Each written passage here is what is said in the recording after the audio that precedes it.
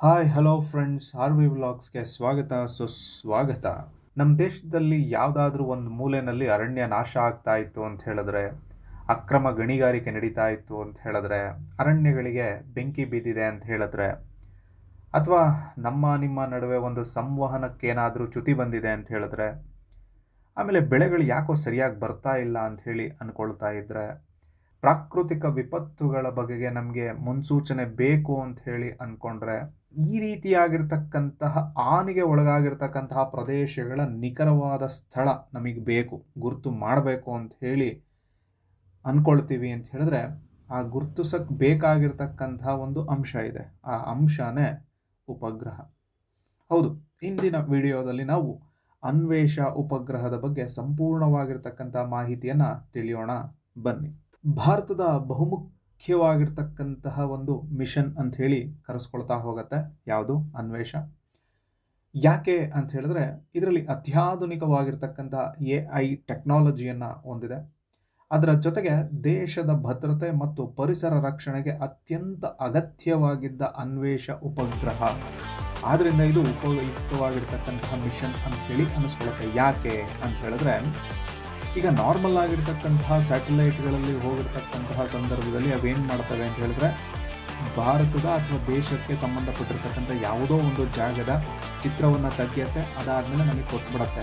ಈಗ ಪಾಕಿಸ್ತಾನದಿಂದನೋ ಅಥವಾ ಬೇರೆ ಇನ್ಯಾವುದೇ ದೇಶದಿಂದನೋ ನಮ್ಮ ದೇಶದ ಒಳಗಡೆ ಒಳನುಸುಳಿ ಬಂದು ಎಲ್ಲೋ ಒಂದು ಬಂಕರ್ಗಳಲ್ಲಿ ಅವರು ಅವಿತ್ಕೊಂಡಿದ್ರೆ ನಮಗೆ ಗೊತ್ತಾಗ್ತಾನೆ ಇರೋದಿಲ್ಲ. ಅದೆಲ್ಲವೂ ಕೂಡ ನಾರ್ಮಲ್ ಸೆನ್ಸಾರ್ ಇಮೇಜಿಂಗ್ ಇರ್ತಕ್ಕಂಥ ಸ್ಯಾಟಲೈಟ್ಗಳ ಮುಖಾಂತರ ಗೊತ್ತಾಗೋದೇನು ಅಂತ ಹೇಳಿದ್ರೆ, ನಮಗೆ ದಟ್ಟವಾಗಿರ್ತಕ್ಕಂಥ ಅರಣ್ಯದ ಒಳಗಡೆ ಒಂದು ಬಂಕರ್ ಇತ್ತು, ಬಂಕರ್ ಒಳಗಡೆ ಸೇರ್ಕೊಂಡಿದ್ದಾರೆ ಅಂತ ಹೇಳಿದ್ರೆ, ಆ ಬಂಕರ್ ನಮಗೆ ಯಾವ ಥರ ಕಾಣ್ತಾ ಇರುತ್ತೆ ಅಂತ ಹೇಳಿದ್ರೆ, ಹಸಿರು ಕಲರಲ್ಲೇ ಕಾಣ್ತಾ ಇರುತ್ತೆ. ಆದರೆ ಅನ್ವೇಷ ಮಿಷನ್ನಲ್ಲಿ ಯಾವ ಥರ ಕಾಣುತ್ತೆ ಅಂತ ಹೇಳಿದ್ರೆ, ನಿಜವಾಗಿಯೂ ಅಲ್ಲಿ ಬಂಕರ್ ಇದೆ ಅನ್ನೋದೇ ನಮಗೆ ಗೊತ್ತಾಗ್ಬಿಡುತ್ತೆ. ಆ ರೀತಿಯಾಗಿರ್ತಕ್ಕಂತಹ ರೆಸಲ್ಯೂಷನನ್ನು ಹೊಂದಿರತಕ್ಕಂತಹ ಒಂದು ಉಪಗ್ರಹ. ಆದರೆ ಈ ಒಂದು ಉಪಗ್ರಹದ ಮಿಷನ್ ಏನಾಗೋಯಿತು ಅಂತ ಹೇಳಿದ್ರೆ, ಮಧ್ಯದಲ್ಲೇ ವಿಫಲ ಆಗೋಯಿತು. ಇಂತಹ ಒಂದು ಅಂಶವನ್ನು ಒಳಗೊಂಡಿರ್ತಕ್ಕಂತಹ ಮಿಷನ್ ಯಾಕೆ ವಿಫಲ ಆಯಿತು? ಈ ವಿಫಲಕ್ಕೆ ಉಪಗ್ರಹ ಸಮಸ್ಯೆ ಆಯಿತಾ, ಅಥವಾ ಈ ವಿಫಲತೆಗೆ ರಾಕೆಟಿಂದ ಏನಾದರೂ ಸಮಸ್ಯೆ ಉಂಟಾಯಿತಾ ಅನ್ನೋದನ್ನು ನೋಡ್ತಾ ಹೋಗೋಣ ಬನ್ನಿ. ಇಲ್ಲಿ ನಮಗೆ ಮೊದಲು ಉಂಟಾಗ್ತಕ್ಕಂತಹ ಪ್ರಶ್ನೆ ಏನು ಅಂತ ಹೇಳಿದ್ರೆ, ಅನ್ವೇಷ ಅಂದರೆ ಏನು? ಇದು ಸಾಮಾನ್ಯವಾಗಿ ನಾವು ತಿಳ್ಕೊಬೇಕಾಗಿರ್ತಕ್ಕಂತಹ ಒಂದು ಸಣ್ಣದಾಗಿರ್ತಕ್ಕಂಥ ವಿಚಾರ. ಈ ಅನ್ವೇಷ ಅಂತ ಹೇಳಿದ್ರೆ, ಇದೊಂದು ಭಾರತದ ಅತ್ಯಾಧುನಿಕವಾಗಿರ್ತಕ್ಕಂಥ ಅರ್ತ್ ಅಬ್ಸರ್ವೇಷನ್ ಉಪಗ್ರಹ.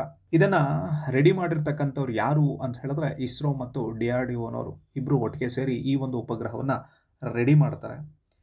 ಇದು ಏನನ್ನ ಉದ್ದೇಶವಾಗಿ ಒಳಗೊಂಡಿತ್ತಪ್ಪ ಅಂತ ಹೇಳಿದ್ರೆ, ಯಾವಾಗ ನಾವು ನಭಕ್ಕೆ ಆರಿಸ್ತೀವಿ, ಕಕ್ಷೆಗೆ ಹೋಗಿ ಸೇರಿಕೊಳ್ಳುತ್ತದೆ, ಸೇರಿಕೊಂಡ ಮೇಲೆ ಅಲ್ಲಿ ಹೋಗಿ ಭೂಮಿಯ ಚಿತ್ರವನ್ನು ತೆಗಿತಾ ಹೋಗುತ್ತೆ. ಆ ತೆಗೆದಿರ್ತಕ್ಕಂತಹ ಫೋಟೋವನ್ನು ನೋಡುತ್ತೆ. ನೋಡಿದ ಮೇಲೆ ಆ ಫೋಟೋದ ಒಳಗಡೆ ತನ್ನ ಒಳಗಡೆ ಇರ್ತಕ್ಕಂಥ AI ಟೆಕ್ನಾಲಜಿಯ ಮೂಲಕವಾಗಿ ಭೂಮಿಯ ಮೇಲೆ ಇರ್ತಕ್ಕಂಥ ಡೇಟಾ ಅಥವಾ ದತ್ತಾಂಶಗಳನ್ನು ಸಂಗ್ರಹಿಸ್ಕೊಳ್ಳುತ್ತೆ. ಸಂಗ್ರಹಿಸಿಕೊಂಡ ನಂತರ ಯಾವ ದತ್ತಾಂಶವನ್ನು ಸಂಗ್ರಹಿಸ್ಕೊಂಡಿದೆಯಲ್ಲ ಅದನ್ನು ಪಾರ್ಟ್ ಬೈ ಪಾರ್ಟ್ ಆಗಿ ವಿಶ್ಲೇಷಣೆ ಮಾಡ್ತಾ ಹೋಗುತ್ತೆ. ವಿಶ್ಲೇಷಣೆ ಮಾಡಿ ಅದನ್ನು ಎಲ್ಲಿಗೆ ಕಳಿಸುತ್ತೆ ಅಂತ ಹೇಳಿದ್ರೆ, ಭೂಮಿಗೆ ಕಳಿಸುತ್ತೆ. ಇದು ಇದರ ಕೆಲಸ.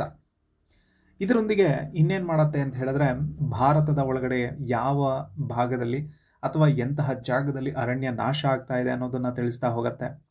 ಕಾಡ್ಗಿ ಚೆಲ್ಲಾಗಿದೆ ಅಂತ ಹೇಳುತ್ತೆ. ಪ್ರವಾಹ ಎಲ್ಲಿಂದ ಆಗ್ತಾ ಇದೆ ಅನ್ನೋದನ್ನು ಹೇಳುತ್ತೆ. ಬೆಳೆ ಹಾನಿ ಯಾಕೆ ಆಗ್ತಾ ಇದೆ ಫ್ರಮ್ ದ ರೂಟ್ ಅಲ್ಲಿಂದ ಹೇಳ್ತಾ ಹೋಗುತ್ತೆ.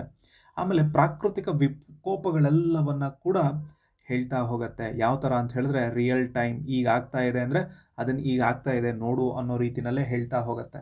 ಇದರ ಮೂಲಕವಾಗಿ ಇವೆಲ್ಲವನ್ನು ಪತ್ತೆ ಹಚ್ಚಿ ಇದಕ್ಕೆ ಕಾರಣ ಏನು ಅನ್ನೋ ಒಂದು ವಿಶ್ಲೇಷಣೆಯನ್ನು ಮಾಡ್ತಕ್ಕಂತಹ ಸಾಮರ್ಥ್ಯವನ್ನು ಒಳಗೊಂಡಿದ್ದು, ಆ ಸಾಮರ್ಥ್ಯದ ಮೂಲಕವಾಗಿ ಇಂತಹ ಕಾರಣಗಳಾಗಿದೆ ಅಂತ ಹೇಳಿಬಿಟ್ಟು ಎಚ್ಚರಿಕೆಯನ್ನು ಕೂಡ ಕೊಡ್ತಕ್ಕಂತಹ ಒಂದು ಕೆಲಸವನ್ನು ಇದು ಮಾಡ್ತಾ ಹೋಗುತ್ತೆ. ಸಾಮಾನ್ಯವಾಗಿರ್ತಕ್ಕಂತಹ ಉಪಗ್ರಹಗಳು ಚಿತ್ರಗಳನ್ನು ತೆಗಿತವೆ, ಆವಾಗಲೇ ಹೇಳಿದ ಹಾಗೆ.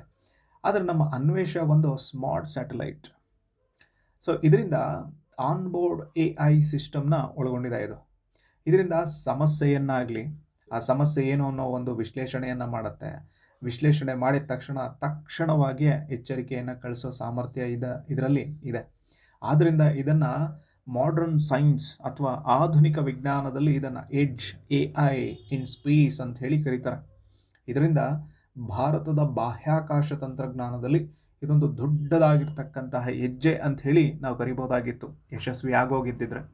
ಆದರೆ ನಮ್ಮ ದುರದೃಷ್ಟ ಹೆಂಗಿದೆ ಅಂತ ಹೇಳಿದ್ರೆ, ಹೋಗ್ತಕ್ಕಂತಹ ದಾರಿಯಲ್ಲೇ ಅದು ಪಥವನ್ನು ಬದಲಾಯಿಸ್ಬಿಡ್ತು. ಅಂದರೆ ನಮ್ಮ ಕಂಟ್ರೋಲ್ಗೆ ಸಿಗಲಿಲ್ಲ ಅಂತ ಹೇಳೋ ರೀತಿಯಲ್ಲಿ ಇಸ್ರೋ ಹೇಳುತ್ತೆ.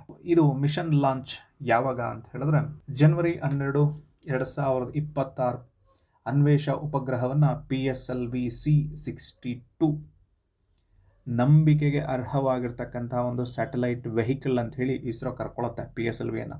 ಆ ಒಂದು ಉಪಗ್ರಹದಲ್ಲಿ ಶ್ರೀಹರಿಕೋಟಾದಿಂದ ಯಶಸ್ವಿಯಾಗಿ ನಭಕ್ಕೆ ಇದನ್ನು ಆರಿಬಿಡ್ತಾರೆ. ಆರಿದ ಮೇಲೆ ಮೊದಲ ಹಂತವನ್ನು ಕಳ್ಕೊಳ್ಳುತ್ತೆ, ಎರಡನೇ ಹಂತವನ್ನು ಕಳ್ಕೊಳ್ಳುತ್ತೆ. ಎಲ್ಲ ಸುಸೂತ್ರವಾಗಿ ನಡೆದು ಇನ್ನೇನು ಕಕ್ಷೆಗೆ ಹೋಗುತ್ತಪ್ಪ, ಆರಾಮಾಗಿ ಹೋಗುತ್ತೆ ಅಂತ ಹೇಳಿ ಅಂದ್ಕೊಳ್ತಾ ಇರ್ತಕ್ಕಂತಹ ಸಂದರ್ಭದಲ್ಲೇ ಮೂರನೇ ಹಂತ ಬರುತ್ತೆ. ಅಲ್ಲಿಂದ ಸಮಸ್ಯೆ ಅನ್ನೋದು ಶುರುವಾಗ್ತಾ ಹೋಗುತ್ತೆ.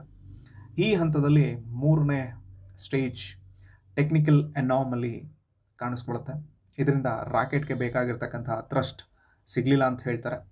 ರಾಕೆಟ್ ತನ್ನ ಪಥವನ್ನು ಅಲ್ಲಿಂದ ಬದಲಾಯಿಸ್ತದೆ.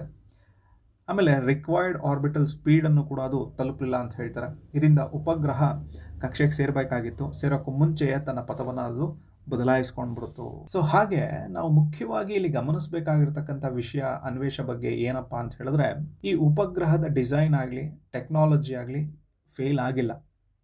ಆದರೆ ಫೇಲ್ ಆಗಿರೋದಲ್ಲಿ ರಾಕೆಟ್ನ ಮೂರನೇ ಹಂತದಲ್ಲಿ ವಿಫಲತೆಯನ್ನು ಕಾಣ್ತಾ ಹೋಗ್ಬಿಡ್ತೀವಿ. ಇದರ ಜೊತೆಗೆ ಇನ್ನೂ 15 ಉಪಗ್ರಹಗಳನ್ನು ಇಟ್ಟು ಕಳಿಸಿದ್ದೀವಿ. ಆದರೆ ಈ 16 ಉಪಗ್ರಹಗಳ ಕತೆ ಏನು ಅನ್ನೋದು ಗೊತ್ತಾಗ್ತಾ ಇಲ್ಲ. ಅಕಸ್ಮಾತ್ ಈ ಒಂದು ಅನ್ವೇಷ ಕಕ್ಷೆಯನ್ನು ಸೇರಿದಿದ್ದರೆ ದೇಶದ ಸ್ಟ್ರಾಟಜಿಕ್ ಸರ್ವೇಲೆನ್ಸ್ ಯೋಜನೆಗೆ ಬಲ ಅನ್ನೋದು ಸಿಕ್ಬಿಡ್ತಾ ಇತ್ತು. ಆದರೆ ಇವಾಗ ಹಿನ್ನಡೆ ಆಗೋಗಿದೆ ಅಂತ ಹೇಳಿದ್ರೆ, ವಿಜ್ಞಾನದಲ್ಲಿ ನಾವು ಇದನ್ನು ಏನಂತ ಅಂದ್ಕೊಳ್ತೀವಿ, ವಿಜ್ಞಾನದಲ್ಲಿ ಯಾವತ್ತೂ ಕೂಡ ಫೇಲ್ಯೂರ್ನ ಲರ್ನಿಂಗ್ ಪ್ರೋಸೆಸ್ ಅಂತಲೇ ತಿಳ್ಕೊಳ್ತೀವಿ. ಈ ಲರ್ನಿಂಗ್ ಪ್ರೋಸೆಸ್ ಯಾವಾಗಲೂ ಕೂಡ ಆಗ್ತಾನೆ ಇರುತ್ತೆ. ಗೆದ್ದಾಗಲೂ ಲರ್ನಿಂಗ್ ಪ್ರೋಸೆಸ್ಸೇ, ಸೋತಾಗಲೂ ಲರ್ನಿಂಗ್ ಪ್ರೋಸೆಸ್ಸೇ. ಯಾಕೆ ಅಂತ ಹೇಳಿದ್ರೆ, ಯಾಕೆ ತಪ್ಪಾಯಿತು ಅಂಥೇಳಿ ನಾವು ಹೆಚ್ಚು ಅದರ ಮೇಲೆ ಕೆಲಸಗಳನ್ನು ಮಾಡೋದಕ್ಕೆ ಹೋಗ್ತೀವಿ. ಸೊ ಇದರ ಮೂಲಕವಾಗಿ ಅನ್ವೇಷ ಮಿಷನ್ ಭಾರತದ ಫ್ಯೂಚರ್ ಸ್ಪೇಸ್ಗೆ ಬಹುಮುಖ್ಯವಾಗಿರ್ತಕ್ಕಂಥ ಪಾಠ ಮತ್ತು ಬಹುಮುಖ್ಯವಾಗಿರ್ತಕ್ಕಂತಹ ಭಾಗ ಅಂತ ಹೇಳಿ ಕರ್ತಾ ಹೋಗ್ಬೋದು. ಐ ಹೋಪ್ ಈ ಒಂದು ಮಾಹಿತಿ ನಿಮಗೆ ಉಪಯುಕ್ತವಾಗಿದೆ ಅಂತ ಹೇಳಿ ಅಂದ್ಕೊಂಡ್ರೆ ಈ ಒಂದು ವಿಡಿಯೋಗೆ ಲೈಕ್ ಮಾಡಿ, ಶೇರ್ ಮಾಡಿ, ಚಾನಲ್ಗೆ ಸಬ್ಸ್ಕ್ರೈಬನ್ನು ಮಾಡಿ. Thank you.